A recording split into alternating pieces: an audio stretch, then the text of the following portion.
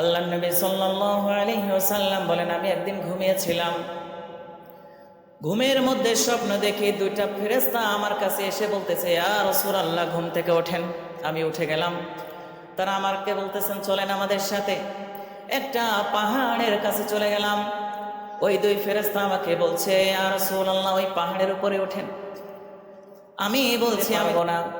দুই ফেরেশতা বলছেন, ইয়া রাসূলুল্লাহ, আমাদের দুইজনের কাঁধের উপরে ভর করে আপনি ওঠেন। আল্লাহর নবী বলেন, আমি স্বপ্নের মধ্যে দুই ফেরেশতার দুই কাঁধে হাত দিয়ে পাহাড়ের উপরে উঠে গেলাম। পাহাড়ের উপরে উঠতেই দেখলাম বিকট আওয়াজ, চিৎকার, চেঁচামেচির আওয়াজ। একটা মানুষ কষ্টে থাকলে চিৎকার করে না? আপনারা চিৎকার শোনেন না? ফিলিস্তিনের যে চিৎকার করে, ইয়া আহলাল আরাব আইনাল আরাব আইনা আহলুল মুসলিমিন আইনাল মুমিনিন, এইভাবে যে চিৎকার করে, কোথায় বিশ্ব মুসলিম, কোথায় বিশ্ব পরাশক্তি, কোথায় আমার সেই মুসলিম ভাই?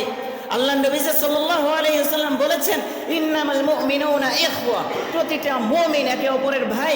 আল মুসলিমু আখুল মুসলিম, প্রত্যেকটা মুসলমান একে অপরের মুসলমান ভাই।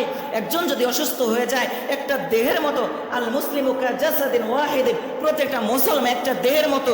তার শরীরের একটা জায়গায় যদি আঘাত লাগে, গোটা শরীর টের পায় যে আমার হাতে আঘাত লেগেছে। তাহলে গোটা মুসলমান যদি এক দেহের মতো হয়, আমরা ফিলিস্তিনের মানুষগুলো দিনের পর দিন হত্যার শিকার হচ্ছি।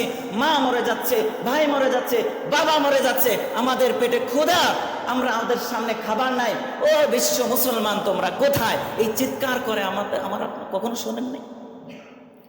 জাহান্নামীরা এভাবে চিৎকার করতে থাকে, চিৎকার করতে থাকে। আল্লাহ নবী সাল্লাল্লাহু আলাইহি ওয়াসাল্লাম বলতেছেন, আমি পাহাড়ের উপরে উঠে এভাবে চিৎকারের আওয়াজ শুনলাম। ফেরেশতাদেরকে জিজ্ঞেস করলাম, এমন চিৎকার চেঁচামেচি আওয়াজ কিসের? ফেরেশতারা বলল, ইয়া রাসূলুল্লাহ, এটা হলো জাহান্নামী ব্যক্তিদের শাস্তির আওয়াজ। এরপরে কিছুক্ষণ সামনে আগানো হলো। আল্লাহর নবী দেখলেন এক ব্যক্তিকে উল্টো করে ঝুলিয়ে লোহার শিকলের সামনে, লোহার শিকলের মাথায় বর্ষির মতো এরকম ধারালো একটা জিনিস দিয়ে তার পায়ের তালুর ভিতরে এভাবে ঢুকিয়ে ঝুলিয়ে রাখা হয়েছে। আপনারা চিন্তা করেন, শুধু যদি বেঁধে ঝুলিয়ে রাখা হয় স্বাভাবিক। হাদিসে আসছে, আল্লাহর নবী বলেন, একেবারে বসির মতো, একবারে ধারালো। আপনারা দেখেন, এইরকম যদি পায়ের তালুতে ঢুকিয়ে, মাংসের ভিতরে ঢুকিয়ে ঝুলিয়ে রাখা হয়, কতটা কষ্টে! এটাই শেষ না।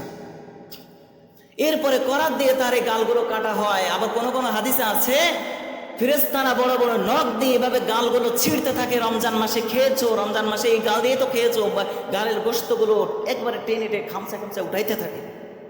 নাউজুবিল্লাহ পড়ে। আল্লাহ নবী সাল্লাল্লাহু আলাইহি ওয়াসাল্লাম জিজ্ঞেস করলেন, ও ফেরেশতারা, এই বান্দাকে কেন এই শাস্তি দেওয়া হচ্ছে? ওই ফেরেশতা দুইজন বলেন, ইয়া রাসূলুল্লাহ, দুনিয়ার বুকে তারা রমজানের সময় দিনে আহার করেছিল। আহার করেছিল দিনে, মানে কোনো প্রক্ষেপ নাই, খাওয়া বের হয়ে যাবে, খাওয়া বের হয়ে যাবে। অনেকে তো আছে মাশাআল্লাহ, দোকানের ভিতরে কাপড় দিয়ে ঢেকে রাখে, ওই ব্যবসায়ীও জাহান্নামে যাবে, ওই দোকানে যে ঢুকবে সেও বরবাদ। আল্লাহ তাআলা ব্যবসা হালাল করেছে, এই জন্য এই না একজন রোজাদার রমজান মাসে আপনি দোকান খুলে নিয়ে মানুষকে খাওয়াবেন ঘিরে দিয়ে। আল্লাহ দেখতেছে। আপনি অন্য কিছু বিক্রি করেন, বলেন না কোনো খাবার হবে না, কোনো চা বন্ধ, সিগারেট বন্ধ, ব্যবসায়ীরও খবর আছে। আল্লাহ তাআলা আমাদেরকে রোজা রাখা তৌফিক দান করেন।